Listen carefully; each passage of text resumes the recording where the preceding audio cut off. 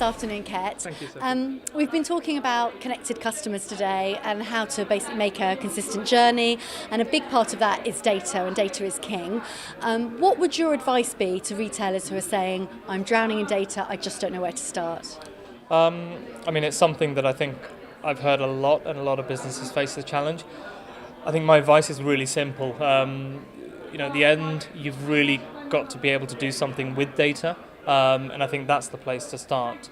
So I think it's really important to start with, well, what do I want to do with this data? What action would I want to take, or what type of action? And then work backwards to figure out what to do with the data you have, or even what data that you might need to help you make those decisions.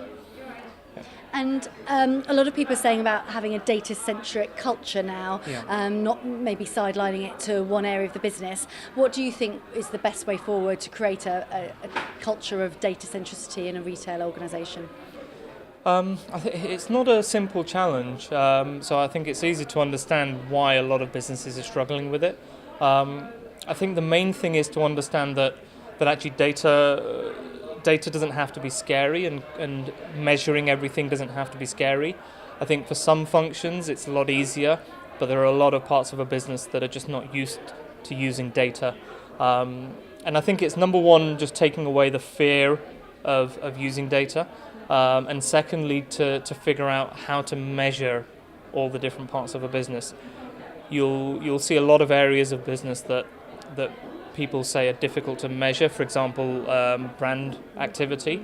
But actually there are always ways to measure performance, even though they may not be direct and exact. And I think by understanding how to measure everything, and also taking away the fear of making mistakes as well, it just helps everybody to focus on the results rather than not.